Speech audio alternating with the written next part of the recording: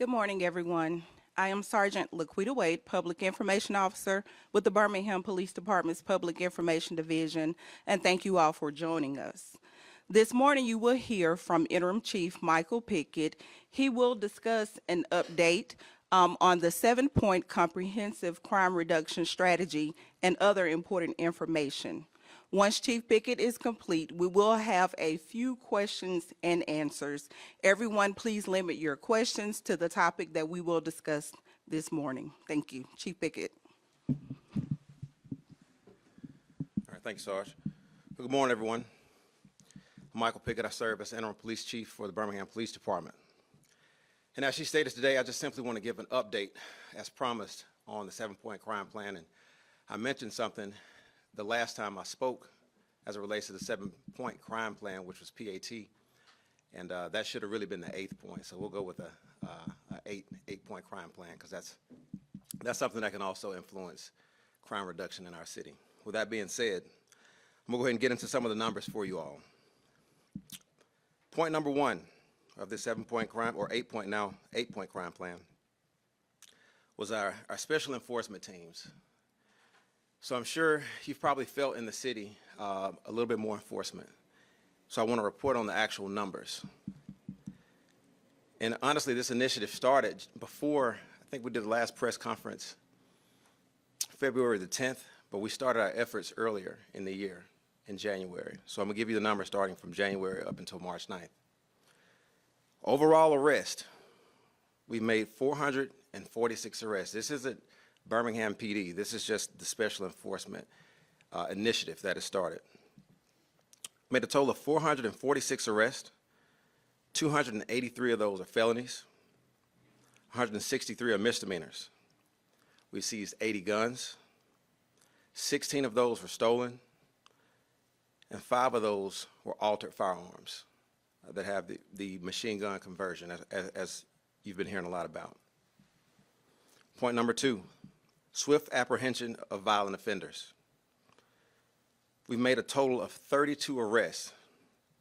Now, this effort is led by our crime reduction team, the CRT, who work closely with the U.S. Marshals and several of our other federal partners, FBI, Secret Service, ATF.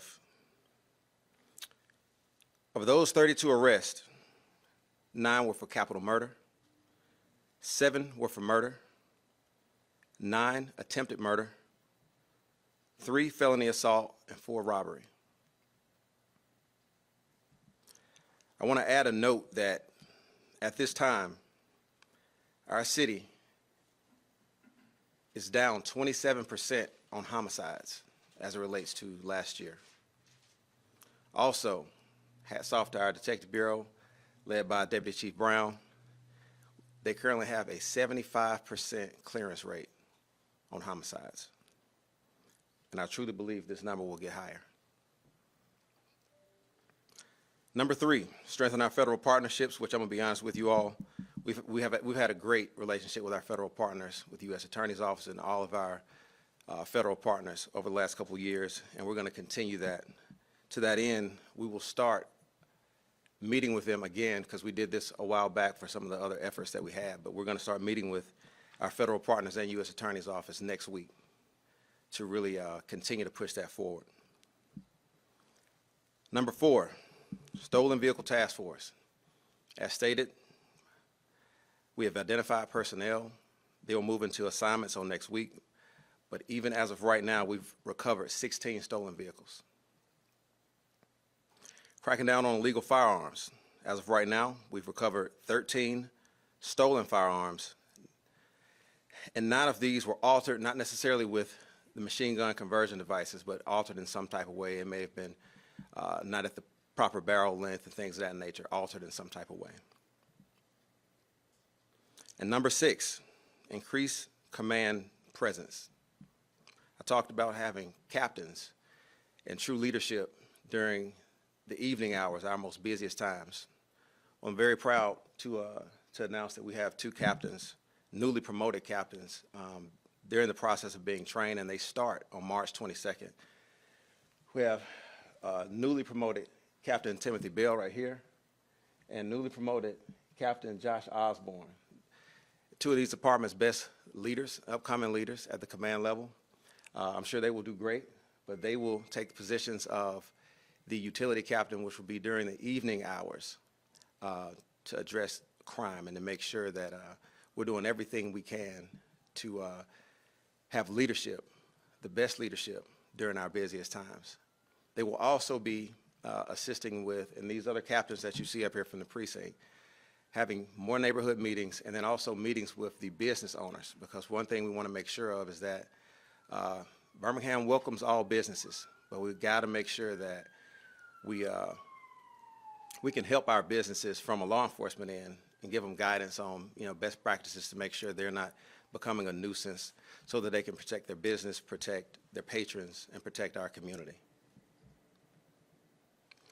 And number 7, our discharging team. So one thing we wanted to focus on is to apprehend folks before they actually commit a murder or before they actually strike a person with a gun. That being said, we've dedicated several personnel to investigating discharging into occupied or unoccupied dwelling or vehicle. And so far, since doing that, we've made 9 arrests, and we have had 27 warrants signed, so some of those folks still need to be picked up. But we are making strides in that area to ensure that we can get folks off the street before they take the life of someone. And last, number 8, our police athletic teams. We're going to relaunch that, and we're very happy about that. We definitely want a renewed focus on encouraging our youth to participate in safe and healthy and positive, in a safe, healthy, and positive environment. And the goal of our PAT program is going to be to foster mutual respect and appreciation between law enforcement and our youth. And we can do that through athletic training and competition with our youth. We invite our young people to get involved and develop their skills, and hopefully we can build strong relationships with our officers and our youth through this effort. This will start, PAT will kick off this Saturday, March the 15th, and it's going to be at Cooper Green Park. It's going to be baseball, so we're thrilled about that. And before I close out, I just can't thank our local, state, and federal partners enough for assisting us. I'm not afraid to say it. I'm not a superstitious person. It's been over 3 weeks since we had a homicide in this city. And it's because of the efforts of the Birmingham Police Department, along with our partners. That's on the local, state, and federal level. I would also like to thank the DA's office, our state and local judges, even our magistrates who assist us. We often forget about them.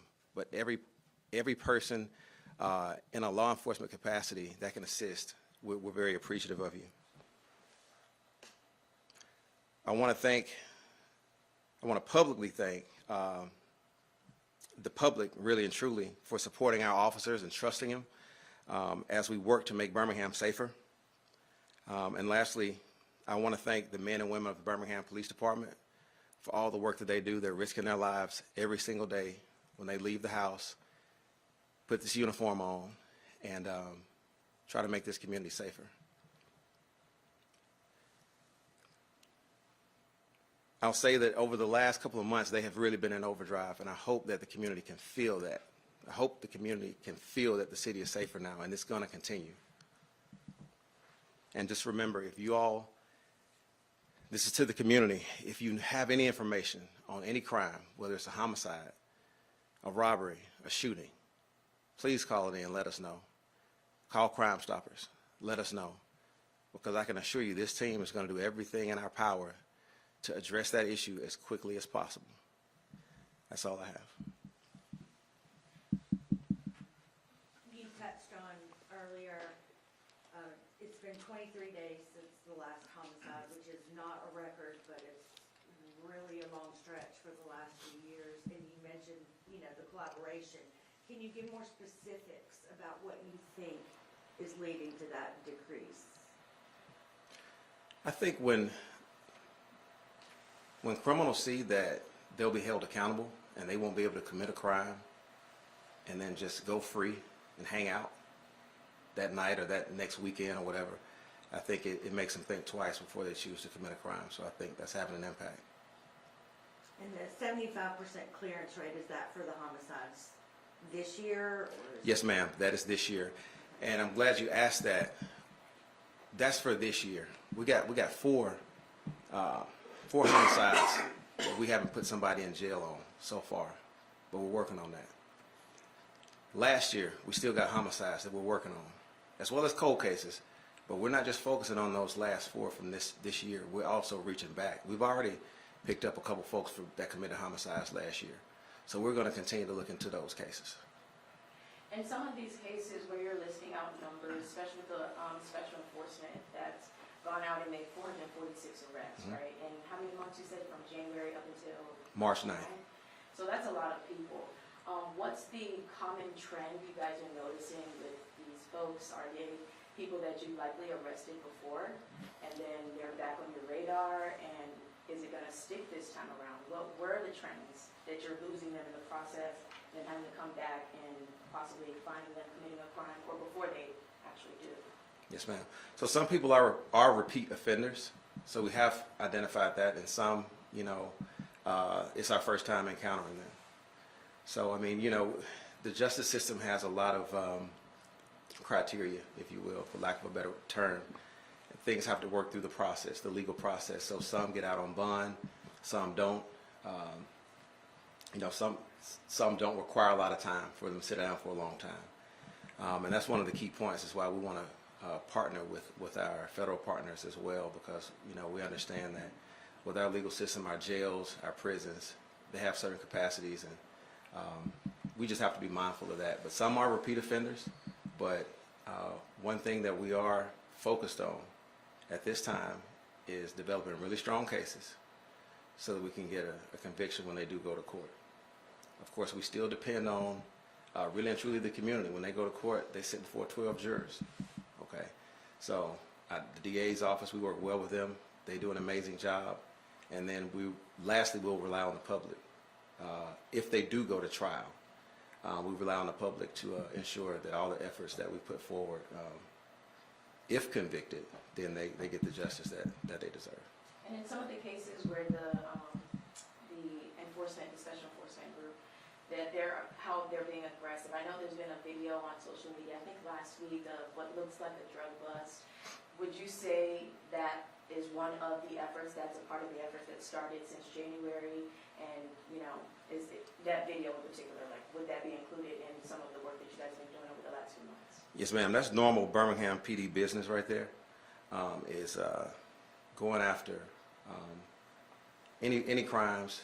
So we're focused on violence, but we're also focused on any illegal drugs and drug trafficking and gun trafficking. So that was just normal business. It just happened to get caught on tape that time. What challenges have you identified in this 8-point crime plan since it's been rolled out a few months ago? I'm sorry, what was that? What challenges have you identified in this 8-point crime plan since it was rolled out a few months ago? Challenges.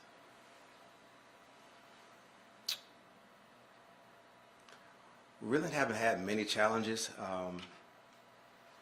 One thing I can say is I'm absolutely thrilled about the excitement and enthusiasm of our officers. I've been asking a lot of them, I'm going to be honest with you, from the detectives to our special enforcement teams, our patrol officers. I've been asking a lot of our officers, and when I tell you they're excited to work, some of them are working overtime, some of them are researching things at home when they should be focused on family. They're very enthusiastic about fighting crime because we are seeing results. So as it relates to challenges, we haven't identified any just yet, but if we are presented with them, I'm sure we'll come up with a plan to address. And you mentioned the results. I know you talked about how the homicide rate was down compared to this time last year. What about other crime and violent crime categories? So yes, so overall we're trending down in pretty much every area except for aggravated assault. That's the only area, and I can give that in a report as well, but that's the only area that we're trending just slightly up is aggravated assault. But I do think that over a little bit more time, we're going to see that come down as well. Thank you. Oh, I was gonna say, the two, new command, can we talk about them? Where are they going to be? Have they met the community yet? Why are they in those particular areas? Absolutely. So the two personnel that are newly promoted captains, I believe both of them have been with Birmingham their entire career. I know well over, 10 years, 15 years? 17 years? 16 years. So these guys, they know Birmingham. They know the Birmingham Police Department. They know the community. And both of them have worked in an investigative capacity, so they've worked all over the city. They've gone through the ranks in leadership, so they've worked all over the city. And I'm trying to remember what you asked. Just about their roles, like where Their will they roles. be and Yes, how okay, they so met the community? very good. So the way this is going to work right now, eventually I would like to see utility captains at all precincts. But right now we have two, and we're going to start them with a primary precinct, which is going to be either east or west precinct, and then they'll have a secondary precinct, which will be north or south. So we still have lieutenants and sergeants and other leadership, at these precincts, but they will have the ability to have oversight over a primary and a secondary precinct in the event of a large-scale event going on or a major crime or something like that. If there's any staffing issues, we want them to be able to be in that position to have more accountability for our officers during our busiest times. And I think that's going to work out really well.